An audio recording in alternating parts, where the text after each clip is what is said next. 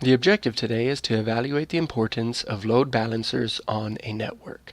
And you'll want to pay attention today because I just saw someone post on Reddit that his company hired a guy with a computer science degree and he didn't know what a load balancer was, and then they made fun of him for that. It boggles my mind that you can graduate with a computer science degree and not know what this is, but that's what I'm here for. So our table of contents, I'll give you a quick intro to what throughput means, then we'll talk about what a node is, talk about node types, then some non-examples of nodes, and then load balancing defined. And after defining it, we'll go into the security features of a load balancer. Okay, so before getting really deep into what a load balancer is, let's talk about throughput. It says load balancing improves the distribution of workloads across multiple computing devices. And just in the word itself, you probably assumed as much, that the word load balancing means the load is going to be distributed. But load balancing aims to optimize resource use and thus maximize throughput. What is throughput? It is the maximum rate at which something can be processed.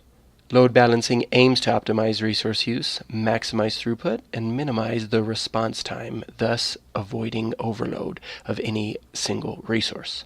So in your own words, what does load balancing do? Now usually it involves dedicated software or hardware, such as a multi-layer switch or a domain name system server process. Now when used in the context of communication networks such as Ethernet, throughput is the rate of successful message delivery over a communication channel. So all that just to say throughput is the rate of successful transfer of data.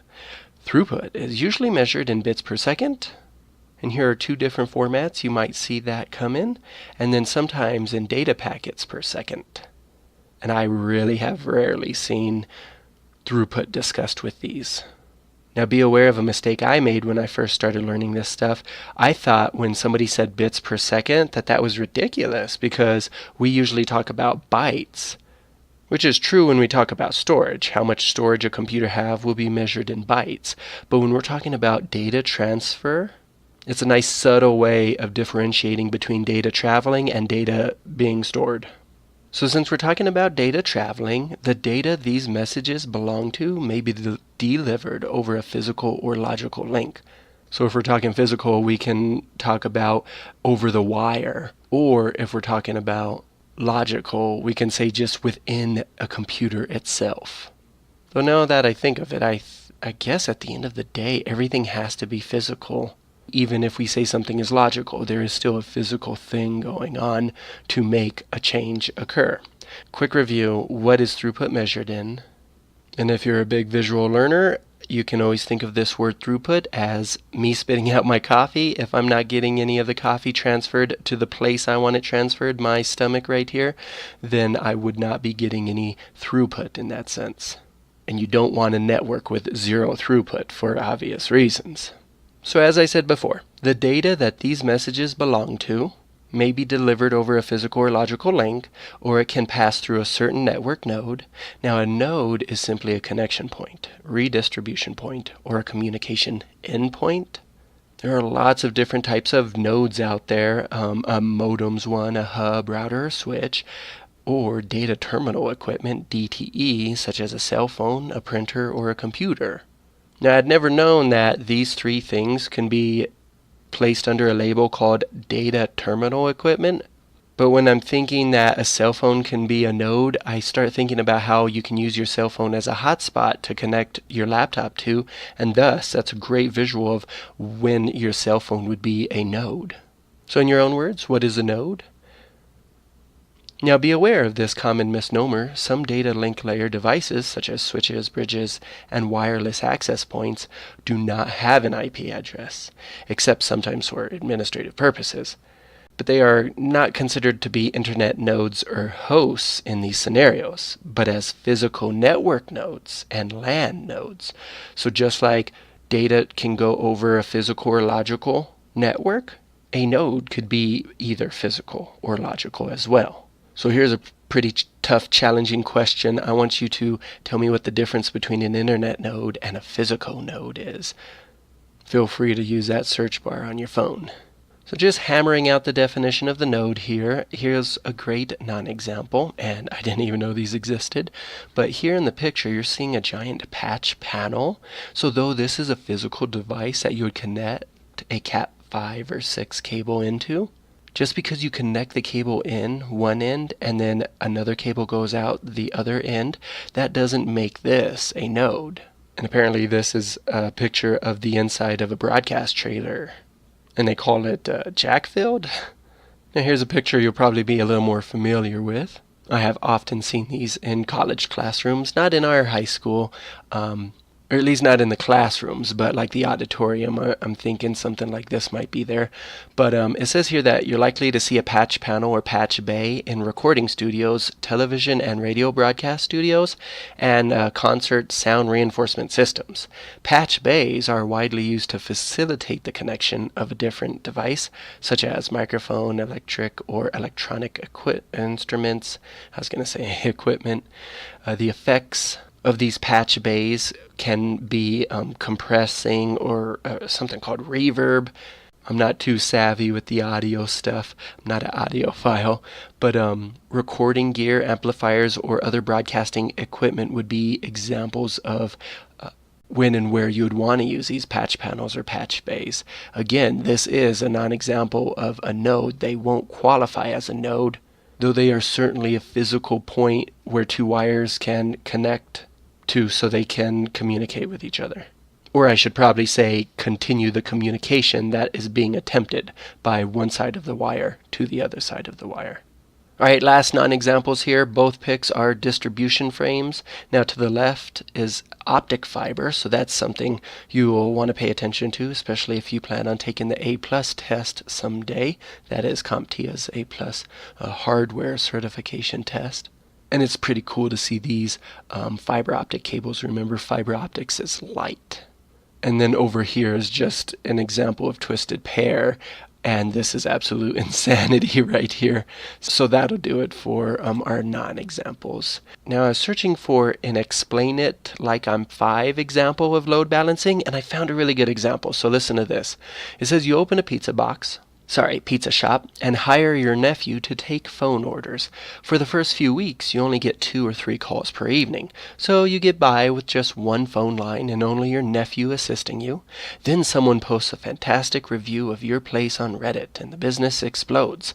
So now you've gotten dozens of calls per night, your nephew can't keep up, and customers aren't getting through because your one measly phone line is always busy. So you hire your nephew's school friends to be his fellow phone operators, and you call the phone company to set up additional lines. They set it up so that when a customer dials your number, it will ring to whichever one of the phone lines isn't busy. So now you can accept multiple calls at the same time.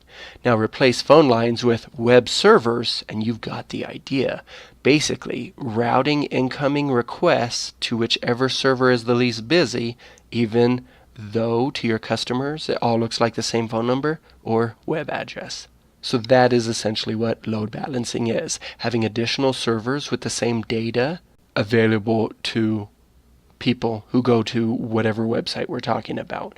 And for obvious reasons, the big websites, Google, Facebook, Twitter, they must have a lot of web servers because a lot of people go to those sites. So after that example, go ahead and tell me again what load balancing is. Now, one of the most commonly used applications of load balancing is to provide a single internet service from multiple servers, sometimes known as a server farm. Commonly load balanced systems include popular websites, large internet relay chat networks, high bandwidth file transfer protocol sites, and network news transfer protocol servers. Another new one for me as I created this lesson, I had never heard of an NTP. And then in terms of a domain name server, of course, you would need several of those because whenever anyone goes on the internet, they're using words, not IP addresses to connect. So there has to be that translation from a word like google.com to Google's IP address. And that's the fun connection with a load balancer. Not all IP addresses will be the same, even if the data you're getting back from a particular IP address is essentially the same. But I don't want to confuse you, and that's going really deep into networking, so let's save that for later. So if you could answer this, what type of applications need load balancing? And actually, let me give you one more example. Think about video games, especially if you play massive online multiplayer games. Have you ever experienced lag?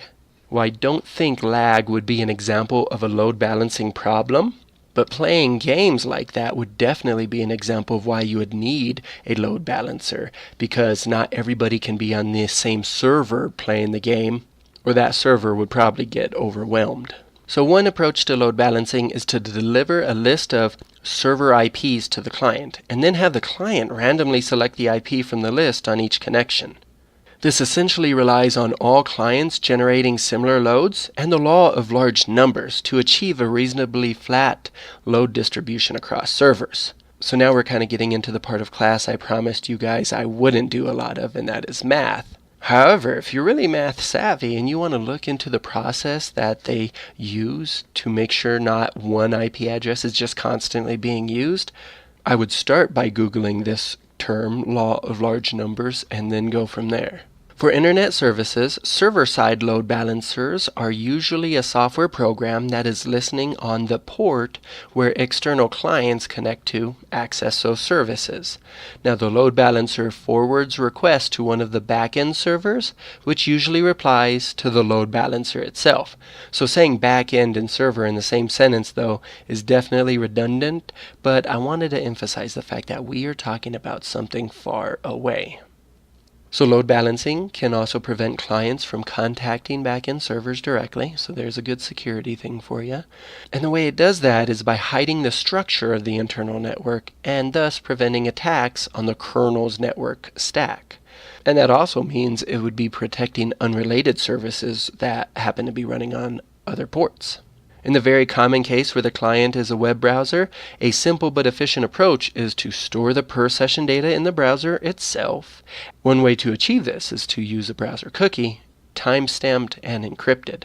So there's a good connection for you, though I may often tell you to frequently delete cookies on your browser.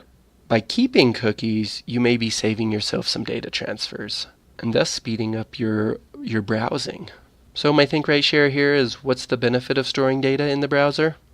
And remember, a browser is similar to an operating system. I mean, it is one of the most powerful programs that people use on a daily basis. So now, hardware and software load balancers may have a variety of special features. So the fundamental feature of a load balancer is to be able to distribute incoming requests. We know this already.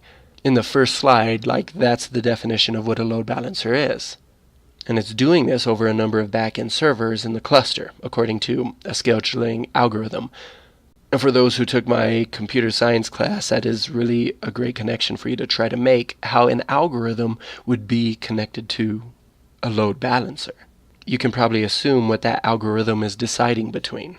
So with that, I want you to answer a pretty tough question. What is the need to figure out what requests need to be processed? And I'll give you a little hint right here. Now, for those in my class, we discuss the answers to all these questions, but if you're not in my class and you just want to put what you think the answer is in the comments, I'll try my best to reply. So let's end on some security notes on load balancing. The first one is that load balancing can protect against DDoS attacks. Load balancers can provide features such as synchronization cookies and delayed binding. That is, the backend servers don't see the client until it finishes its TCP handshake. More details on that to come. But of course, feel free to research yourself.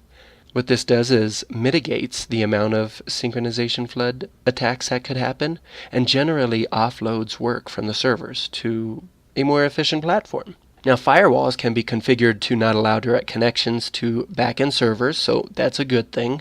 Firewalls are going to be your number one defense in a network. And if you remember our lesson on firewalls, you remember that there are very many different types of firewalls. Some firewalls can look at these requests that I'm about to talk about and then make a decision based on the type of request. So right here it says a server processes requests made by the client, and what kind of requests are made will determine what server you choose. So here's an example. A web server will serve pages to the client when they connect through a specified port, say 80.